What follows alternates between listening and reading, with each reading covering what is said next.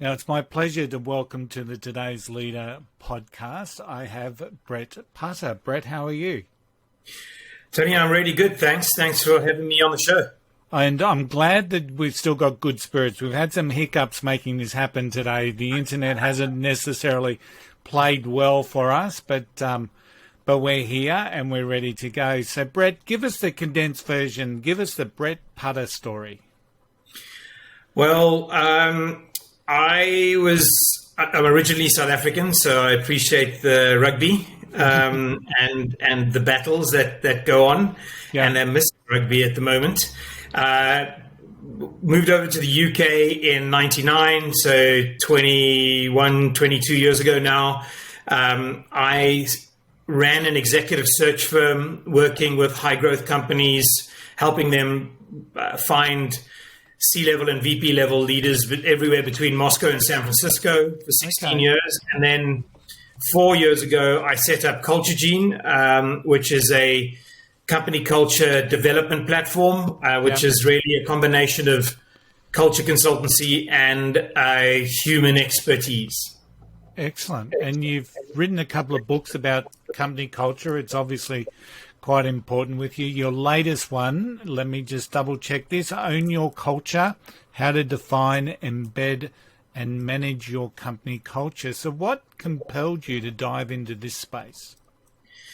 So I was very lucky to work with 5 years ago to work with 3 companies almost in a row where I was helping them doing senior level searches. Yeah.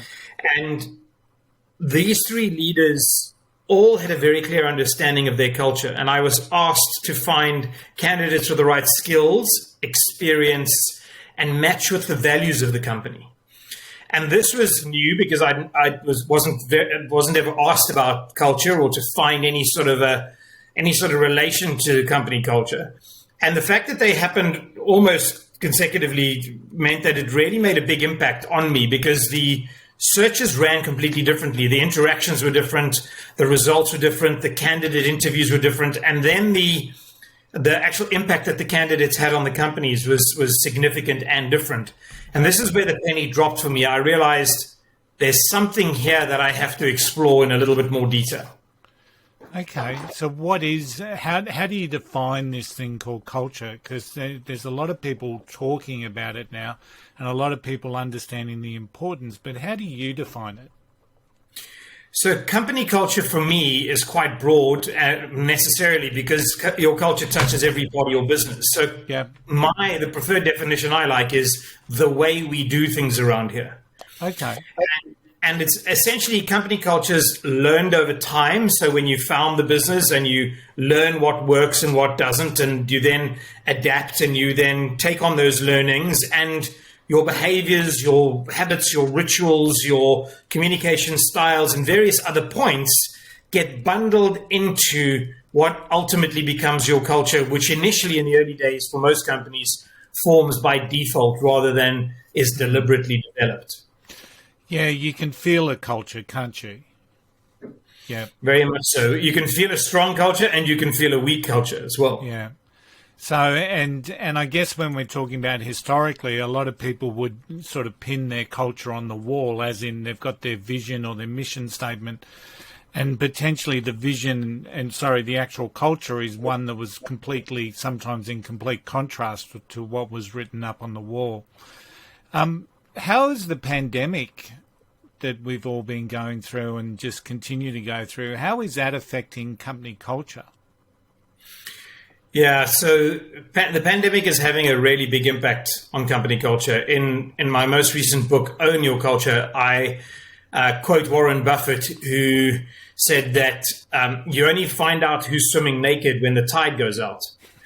And basically, this pandemic is like a tsunami tide going out, in that you really can see which leaders invested in their culture and which leaders didn't.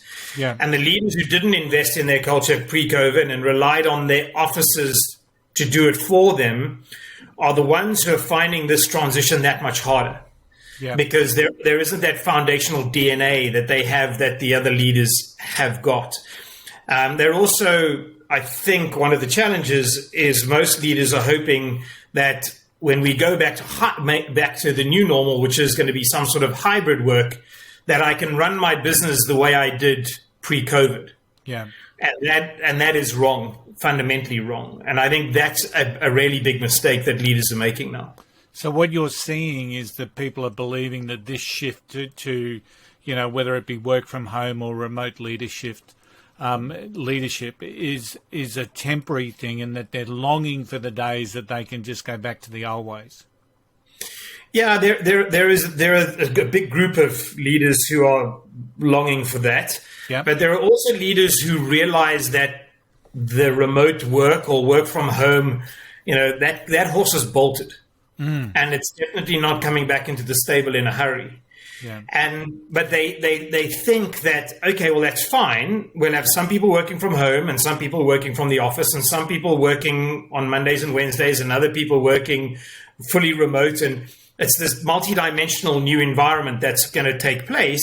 And they don't realize that actually you require a fundamentally different leadership approach to this, because you have people working remotely. Yeah. And the reason for this is that in pre-COVID, we had the four walls of the office doing that work for us. Yep. The informal communication, the osmosis, the visibility, the availability, the trust that developed because of this experience of seeing one another and interacting with one another. Those things are not going to be the same now. So there's no osmosis. Trust will be very hard to build for new people joining a company, and the requirements around this area is that leaders have to rethink this and understand how remote companies work and what they need to do to adapt to this hybrid, semi-remote environment. Yeah, you've raised a couple of really key, interesting points there from my perspective that I'd love to just dive into. Do you think that the bad habits, so we've got the office, we've got the constraints of the four walls, as you were speaking to. Now, a lot of leaders fall into the habit that things, just because they're saying g'day or catching up with their team, or that there's that general chit-chat in the office, that their roles in relation to communication, say, for example, it's almost like some leaders potentially have that as, well, it's happening, it's a given, I'm communicating with my team. But fundamentally, it may be a bad habit because they're not being intentional or conscious about it. Are you seeing, from what you're experiencing, are you seeing some bad habits of leaders being really laid bare, becoming exposed during the shift to remote leadership? Yeah, the really big issue here is micromanagement. Yeah. So there are lots of little issues about, the challenge of transitioning to remote work or hybrid work is, as a leader, you need to move from typically an alpha leader who took decisions and gave instructions to a more consultative coach-like leader who creates the environment for your people to learn, grow, and develop and make decisions. Yeah. So that's the first fundamental change that has to happen. And then the second one is, if you are a micromanager and you try to micromanage, your people have to work longer hours to demonstrate that they are working, which ultimately will burn them out and burn you out, because you can't micromanage the way you used to. Yeah. And this is an area where I'm seeing a lot of companies struggle to coach their more control freak type natured leaders. You mentioned trust, and you've mentioned it a couple of times now in respect of new leaders coming into the new environment, I guess, but also in micromanagement, that ability for the control freaks to actually trust that the work's going to happen to a degree. I know a couple of leaders that I work with are very still fearful of work from home remaining, because while they've seen evidence during the pandemic or during the crisis that their people have been effective and productive, they don't believe it's going. They still have this deep-seated belief that it's not going to happen. So what that tells me and what we work on is that there's still that lack of trust. So for leaders in this environment, Brett, how do they build trust? How do they build trust with their team? Yeah, this is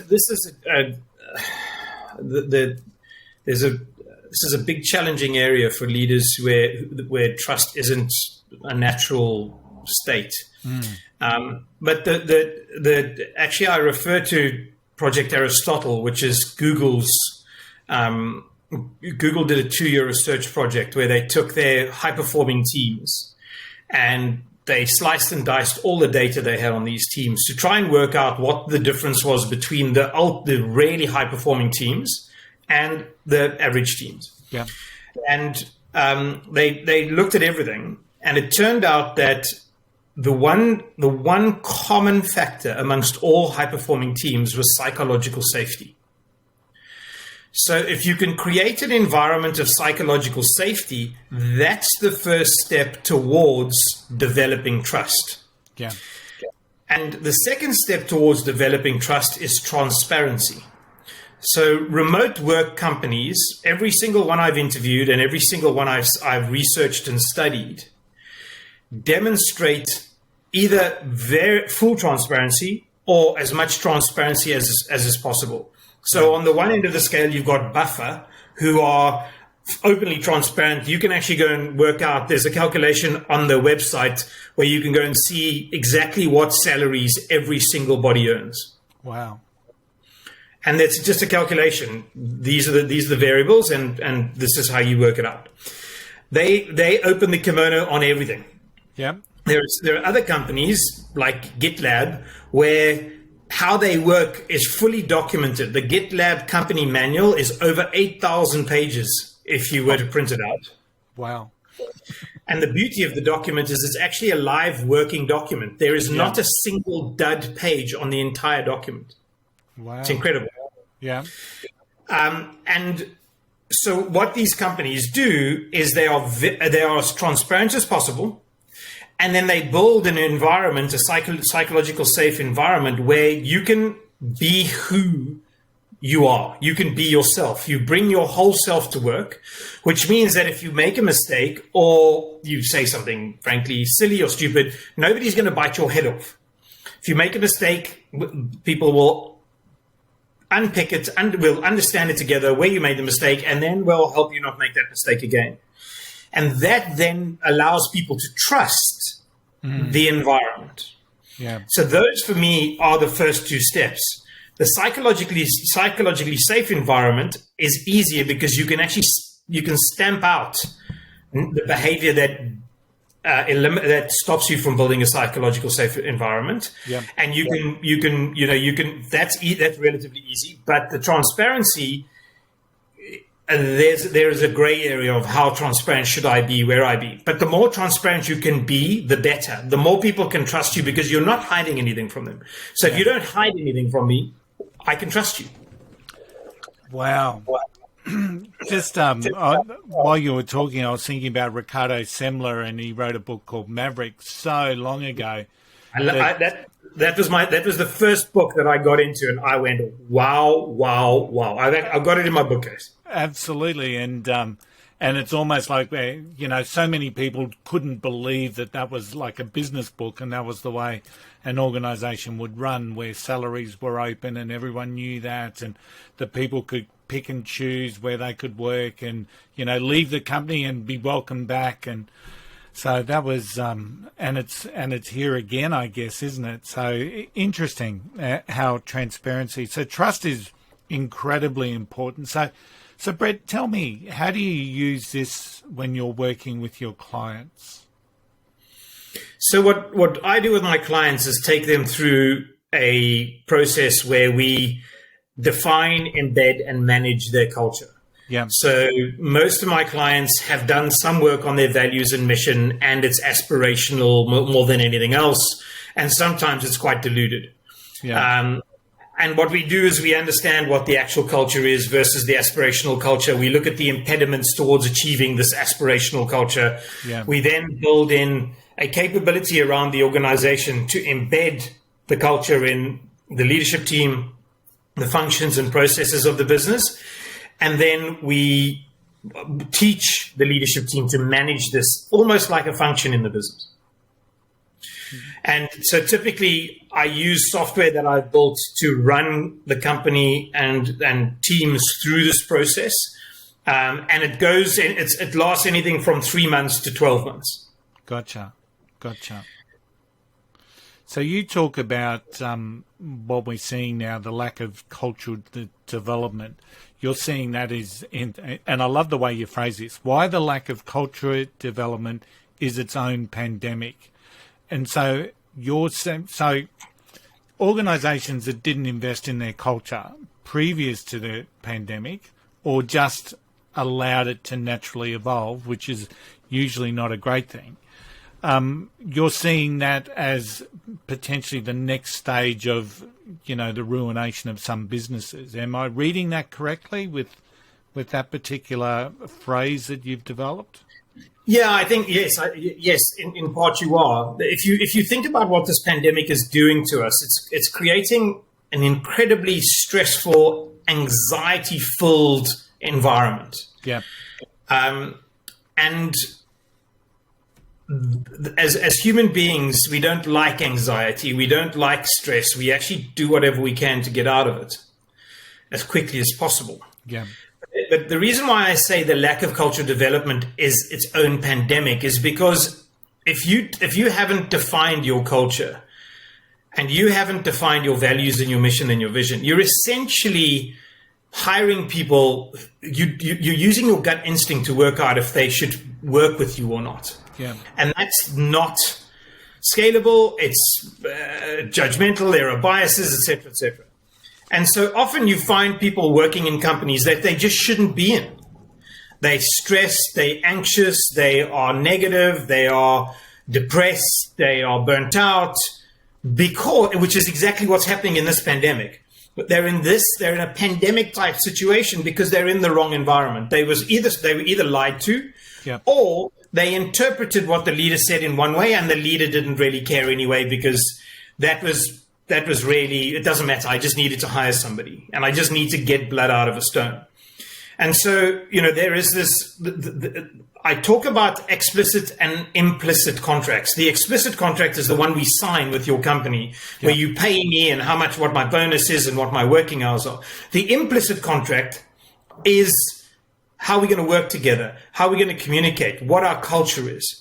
And it's easy to not be truthful about the implicit contract to get somebody on board, but that creates anxiety and stress and burnout and depression and unhappiness and bitterness, and so that we don't need that pandemic in the world. If you're going to run a business, for example, like the mafia, then people know what to expect if you go and sign up with the Italian mafia. That culture is quite obvious. If you're gonna, if you're gonna kneecap somebody, then if you feel sensitive about that, don't join the company. You know what you get. Yeah, absolutely. And on the other side, on the other extreme, if you're going to join a charity, when it's not about it's not about cutthroat, brutal kneecapping either, and what you're going to get. But everything in between the mafia and the charity, most companies do not define their culture. So I don't know what I'm going to get, and I have to join your company and go through the pain of learning about your culture to then work out if I want to work here or not. And it's too late because I'm already in and I've invested all of this time, and maybe things will change. Nonsense. It's painful. So, being a devil's advocate, what do you think is worse, a company that hasn't defined their values, their vision, their culture, or a company that's defined their values but failed to live them? I think the second one is worse because the leadership are lying. Yeah. In the first one, the leadership just don't know. They don't have the experience. They don't know how to do it. That's okay. And hopefully they'll read some books and read some articles and learn over time. But in the second one, culture is this complex, invisible, subconscious, intangible thing. Yeah. That happens mostly below the surface. And the best leaders raise it above the surface of the water so you can see it, so you can touch it, so you can consciously interact with your culture. but it is complex and it is amorphous. But actually, there are only 6 ways to embed company culture. Yeah. It's actually quite simple, theoretically, to embed company culture. So company culture is embedded by what you reward and recognize, what you measure and pay attention to, how you train, mentor, and educate your people, how you invest and allocate resources, how you behave in difficult or crisis situations, and how you hire, fire, and promote. So if you just think about this, if a CEO says customer success is really important to us, it's rah, rah, rah, customer success. But they don't reward or recognize anybody in customer success. They don't hire good people for the team. They don't invest or allocate resources in the team. They don't fire people for behaving badly, or they wipe typically bad behaviors under the carpet. It's clear for everybody in the organization that the CEO is talking out of their nose. Yeah. They're lying. So actually, but this happens all the time in companies. We say one thing and then we behave in a different way. And that's where the distrust happens, the disconnect with your culture. That's where your culture starts to defray. Yeah, yeah. And if people can't believe in the culture, if they can't see the culture, they're certainly not going to live it. And, I worked in a number of businesses and organizations that were really quite protective of the culture that they'd built. It was an empowered culture, and there was measures in place for us to recognize our team. There were measures in place where leaders were recognized. It was measured. It was quantifiable, but most importantly, you could see it and sense it. And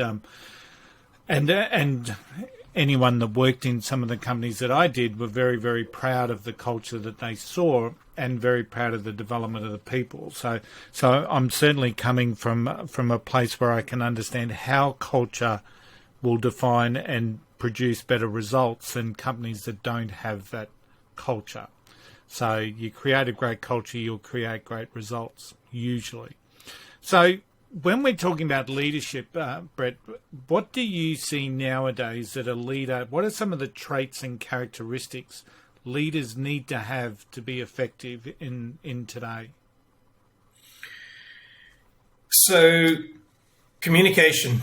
What leaders don't realize is staring at the screen does not mean I'm engaged. And it doesn't matter who's talking. If my 1-year-old is yelling and my 3-year-old is broken something and I'm not engaged. Yeah. So you have to communicate and over communicate, and you have to say the same thing in different ways at different times. So you've got to focus down on what are the core messages I want to get across, and how am I going to get across them in the written word, in the spoken word, in the recorded word, and how am I going to keep bringing them into different parts of the conversation and reminding people about this. So further on to communication, leaders are talking more about their values and more about their mission and vision, because they are thinking about it. Their leadership are thinking about it a lot less, and the team on the ground are not thinking about it at all. And they need to be reminded of it, because it's not on the wall. You can't see that. You can't see people's behaviors now. Yeah. Leaders are from a trait perspective, are more becoming coaches and listeners and mentors than they are becoming, or than they were, that alpha behavior of this is the decision I've taken and this is what we're going to do. And the smart leaders are looking at this new way of working and going, what's the way for me to completely shake this up? I'm seeing leaders who are coming to me and saying, Brett, I'm really concerned that when we go to hybrid work or whatever it is, that productivity is going to fall off a cliff. Because we now have this false productivity moment. People are, because we're in lockdown, people are waking up, walking to their office, they have one, and starting to work. They're not getting on the tube or getting on a bus or getting on a train. They're not getting in their car. They're working. They're having lunch. They're working. They're on Zoom calls all the time, so they're working later. So we're getting 10, 12 hours of work a day from people. And when people can go out and party again and play golf and go to the beach and walk around and meet up with their friends and have a drink, we're going to go back to 8 hours of work again. Yeah. if we're lucky. And those 8 hours of work are going to be work in an environment where the systems have not adapted for hybrid work. Yeah. So I believe that we're going to experience this from a productivity perspective unless you have really developed this capability around hybrid work or remote work. Yeah. And just for the listeners, Bret was doing a downward spiral with with the "this is what we're going to experience." It was easy for me to see it on video, but it was a downward spiral. So, and that's really relevant for leaders to take on board. So, how do they arrest that? So I don't know how long this is going to go on for around the world, but the way to arrest it is really to try and understand what behaviors and what best practices remote companies demonstrate. Yeah. Because most companies now are going to have a small or a large percentage of workers who are working remotely. And if you design your business around office communication, synchronous communication, the people who are working remotely are going to feel like second-class citizens because synchronous communication doesn't work for them. With synchronous communication, you need availability and presence, and they may not have availability and presence because they've got kids or they're walking the dog or somebody's delivering a package or whatever it is. So you've got to adapt. As a leader, you've got to adapt your working capabilities and your working cadence and your working styles to balancing for people who are not working in the office. Yeah. And there are 9 best practices around this area that I've surfaced that I think leaders just need to think about this because they are serious changes in a business. Yeah, the way that I'm seeing it with some of the people that I'm working with, I'm really starting to get a sense that what worked in the early days of the pandemic, doing those little catch-ups and communication catch-ups, and there's been some Zoom cocktail hours and, those sorts of things that kept the connection with our team. All of a sudden, I think leaders are starting to think more of, well, what is the next stage? What is the next stage? And I think one of the questions that they're really starting to ask, and I 100% agree with you, that leaders now need coaching skills more than many other things. That ability to listen is just critical. The ability to ask questions, the ability to coach is just a critical skill set for the leaders of today. But they're now starting to ask, what I'm seeing is that people are saying, how do I start developing someone to take on the next stage of their career or their role when they're working from home? So I understand now that I've created the connection. We have our morning catch up over coffee or morning tea, and it's just like we're in the office. But the next stage is, how do I start to develop them? Have you given much thought to that? Yeah, once again, this is what remote work companies are much more deliberate about individual one-to-ones. Yeah. And you'll notice that they as leaders, they have much smaller teams, which allows them to do one-to-ones more regularly. Yeah. And they will in some companies, they do one-to-ones that have nothing to do with work, nothing to do with what's going on in the business. And they have the leader is not allowed to drive the conversation. The one-to-one is for the employee or the direct report to actually talk and say, this is what's going on in my life. Or if they want to talk about work, great. Or if they want to talk about the weekend, great. Whatever it is, it's just a case of me getting to know you and me understanding where you are, so that if you are under stress, you start to share that with me. If you're not hitting your numbers and you want to share that with me, you can. But I will be aware of your environment, who you are, so that nothing comes as a surprise to me. Leaders are going to get big shocks when they get an email saying, "Can we have a call this week?" And they go on Zoom and they say, "Here's my resignation." Because this has come from nowhere, and I'm really surprised about this. But you weren't talking to me as an individual, as a person. You were talking to me as a how are my numbers? Yeah. You weren't considering my state of work environment. You weren't considering that I felt like a second-class citizen in your company because you weren't building the right culture for me. Wow. So it's some really great thought process for leaders. Now, I'm very much aware that we're up against a hard deadline too, Brett. So I could talk about this all day, and I'm going to have to remain connected because I think our listeners are going to want to dive into this some more because it's relevant, it's real, it's what leaders are facing, and whatever tips I know people are really wanting to get a hold of to help them in this current situation. Now, I know that you've got Own Your Culture. It came out last September, but what book had the biggest impact on you as a leader? Well, actually, you mentioned Ricardo Semler, and when I read that, that was a long time ago. I didn't have any gray hair or anything like that. It first came out that it just blew my mind. Yeah. I was like, wow. And I think that set a seed that took a long time to germinate for me. Yeah. But since then, there's a book called An Everyone Culture. Okay. And this is a deep dive into 3 companies, Bridgewater, Decurion, and NextJump. And Bridgewater is the big financial services firm, the largest, one of the largest, most successful businesses over the years.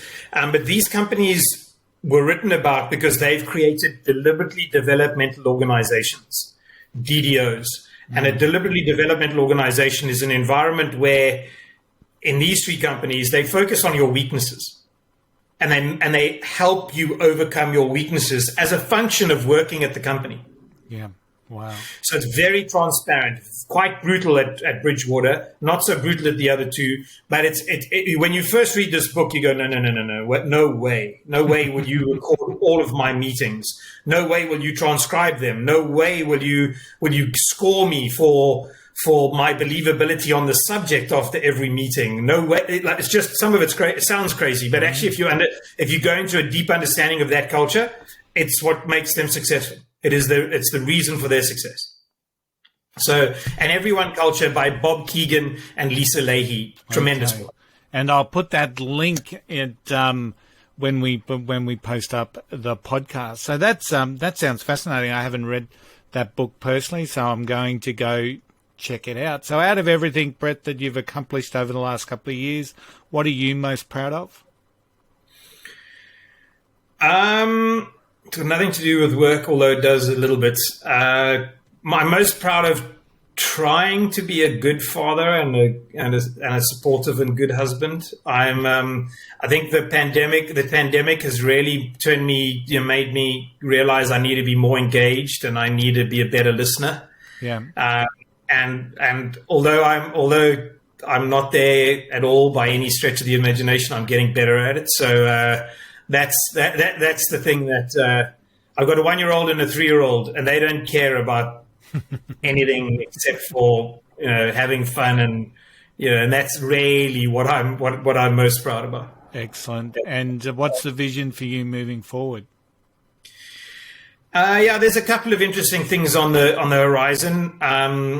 I'm looking to maybe start building some software to solve some of these big hybrid work problems, which will be a separate business to CultureGene. I'm not fully there yet, but it's looking very promising, and I've got a co-founder who I'm working on it with. And this is my passion. So I will be working on culture and learning about culture until the day I die. And hopefully I don't do that too soon, so I can learn a lot.